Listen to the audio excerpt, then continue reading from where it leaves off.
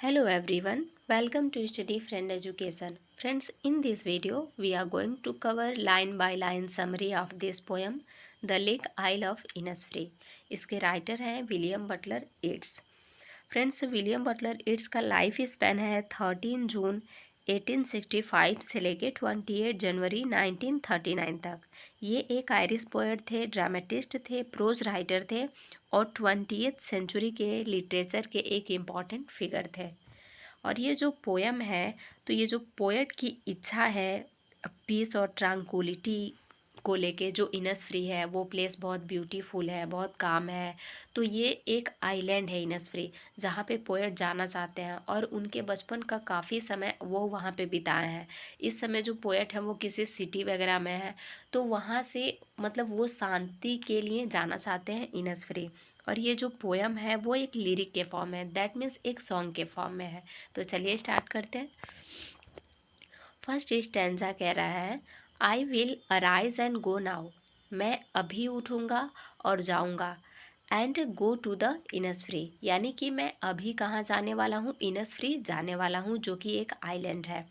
And a small cabin build their, और मैं वहाँ पे एक छोटा सा रूम बनाऊँगा. ऑफ क्ले एंड वेटल्स मेड, जो कि मिट्टी और वो जो स्टिक वगैरह लकड़ियाँ होती हैं उसका बना हुआ होगा.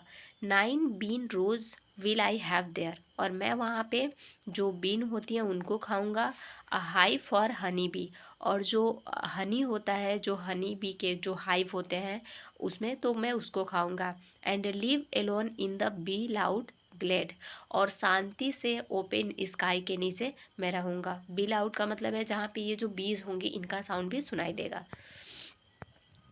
नेक्स्ट स्टेंजा कह रहा है, and I shall have some peace there. मुझे वहाँ पे क्या मिलेगी, यानी कि इनसफ्री में पोएट को क्या मिलेगा, वहाँ पे इनको पीस मिलेगा. For piece comes dropping slow, यानी कि ये जो पीस होता है वो धीरे धीरे करके मिलता है.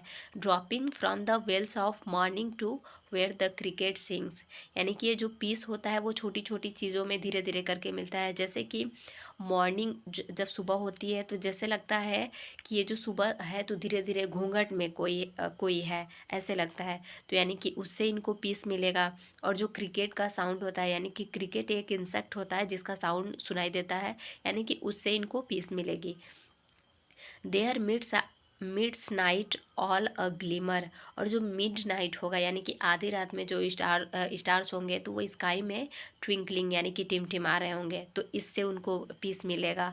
And a Noon purple glow, और दोपहर में पर्पल कलर का ग्लो होगा, तो यानी कि उससे भी इनको पीस मिलेगी. And evening full of linnet's wing, और लिनेट एक बर्ड होती है, तो इवनिंग में क्या होगा, ये जो लिनेट्स होंगी तो वो स्काई में दिख रही होंगी, तो यानी कि इवनिंग में इनको ये लिनेट्स जब स्काई में फ्लाई कर रही होंगी तो उससे इनको पीस मिलेगी.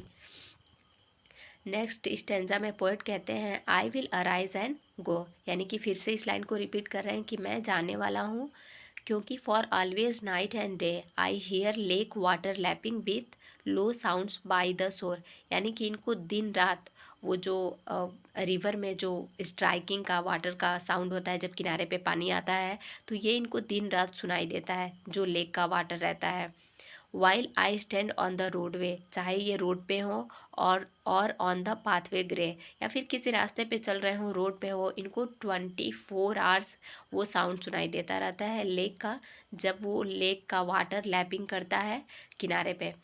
आई hear it in the deep heart's core, और इनको इनके इनर मोस्ट मतलब इनके जो हार्ट का इनर पार्ट है, यानी कि from the bottom of his heart, इनके दिल के अंदर से वो साउंड इनको सुनाई देता है. आई होप आप लोगों को ये पोएम समझ में आया होगा. Thanks for watching. जय हिंद.